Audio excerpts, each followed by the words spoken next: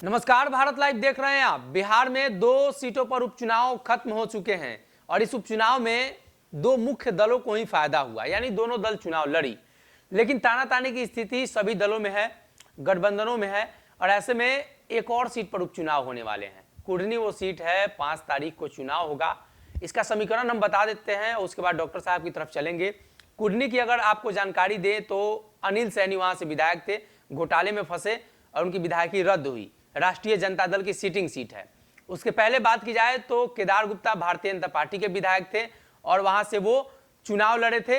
अच्छा खासा मार्जिन रहा था, पिछली बार भी कम वोटों से हारे थे। उसके पहले बात करें तो एक कुशवाहा जी भी हैं, जदयू के विधायक रहे हैं और बिहार सरकार में मंत्री रहे हैं, यानी वो पूर्व मंत्री हैं जदयू कोटे से और उनकी दावेदारी भी काफी मजबूत है। 3-4 हजार वोटों से वो चुनाव हार चुके हैं, यानी वहां तीनों गठबंधन के जो लोग हैं वो लड़ना चाहते हैं। जदयू, राजद, भाजपा, दावेदारी तीनों की मजबूत है। तीनों के विधायक रह चुके हैं और विधायक वो भी कमजोर विधायक नहीं, कद्दावर विधायक रहे, मंत्री भी बने। अब क्या लगता है कुढ़नी की स्थिति क्या है? देखिए, आपने जिनका इंटरव्यू लिया था कहीं ना कहीं उनकी दावेदारी राजद की तरफ से बहुत मजबूत है। खबर ये है कि उनको राजद ने गो अहेड भी दिया है क्योंकि उनका वहाँ से रहा है पुश्तैनी उस सीट पर अधिकार। और मैंने देखा है उनके सोशल मीडिया अकाउंट्स और उन सब चीज़ को देखने से लग रहा है कि जैसे कि नहीं होता है, पार्टी ने गो अहेड दे दिया है तो वो अपनी तैयारी कर रहे हैं अंदर अंदर।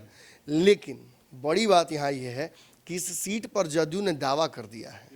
दावा ही नहीं किया है, इस तरीके से इस सीट को रिप्रेजेंट किया जा रहा है कि 2 जगह ये लड़े हैं चुनाव तो एक जगह हम पे भरोसा दिखाएं। बात समझिए, सीधी बात है। इस उपचुनाव की दोनों सीटों पर क्यों इतना विवाद हुआ, क्यों इतना ताकत लगाई गई, इसके पीछे कारण है। मुख्यतः बिहार की राजनीति में अब आपने सही कहा, 2 ही पार्टियां बच गई हैं, एक भाजपा और दूसरी राजद। और भाजपा भी चाहती थी कि ये लड़ाई इन दोनों के बीच में ही रहे, लेकिन इस दोनों चुनाव में जदयू को एहसास हो गया है कि उसके अस्तित्व पर ही सवाल खड़ा हो रहा है। अगर वो विलय करती है तो उसे राजद के अंदर जाना होगा और फिर लालू यादव देने के लिए तैयार नहीं है राष्ट्रीय अध्यक्ष की कुर्सी नीतीश कुमार को, तो कहीं ना कहीं जदयू समाप्ति की कगार पर जा रही है। विधायक घट ही रहे हैं, पॉपुलैरिटी घट ही रहा है, कुछ नेताओं में सिमट कर रह गई है, कुछ समीकरणों में सिमट कर रह गई है और इस वजह से नीतीश को घाटा होता दिख रहा है।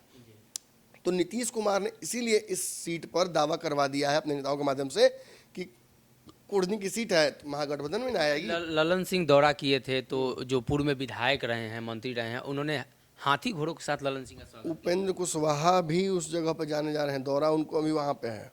तो बिल्कुल उपेंद्र कुशवाहा का वहाँ कैंपिंग पूरा है। तो मत समझिए कहीं ना कहीं सीट पर जदयू दावेदारी मजबूत कर दी अपनी। लेकिन इसमें एक गेम होगा, गेम ये होगा कि इस सीट पर राजद अपनी दावेदारी तो मजबूत की हुई थी, लेकिन दोनों सीटों पर मुकेश सहनी ने जिस तरीके से अपने प्रत्याशी को नहीं उतारकर महागठबंधन को फायदा पहुंचाया, कल रिजल्ट आने के बाद उसका रिटर्न गिफ्ट देना होगा ना।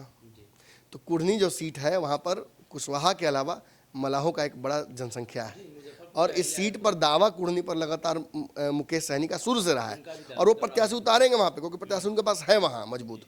और ऐसी स्थिति में कहीं ना कहीं राजद इस सीट को धीरे से रिटर्न गिफ्ट के तौर पर दे देगी मुकेश सहनी को और मुकेश सहनी यहाँ से प्रत्याशी उतार कर जिताकर राजद की तरफ अपना, जैसे उनका कहने मतलब एक विधायक तो इधर बढ़ेगा, नीतीश कुमार की तरफ ना बढ़ के इस तरफ बढ़ाएंगे एक विधायक।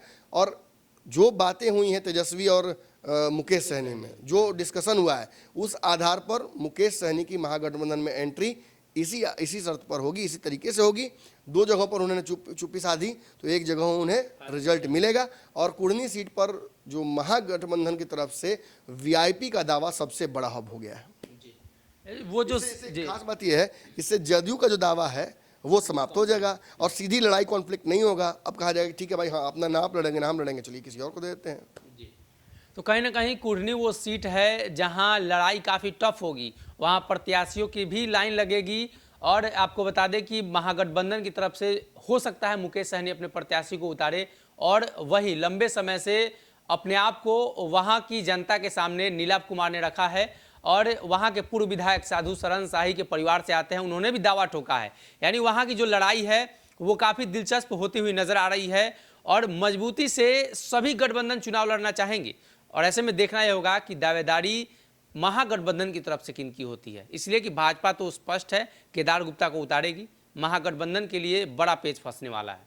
अगर ये वीडियो पसंद आई और वह बिहार के राजनीति और बिहारियत से सरोकार रखेनी तो सब्सक्राइब बटन दबा के चैनल के सब्सक्राइब कर ली। ओजे एगो घंटी बा, ओकरा बटन दबा देला से कुल सटीक और मारक खबर रुआ मुफ्त में मिल जाई।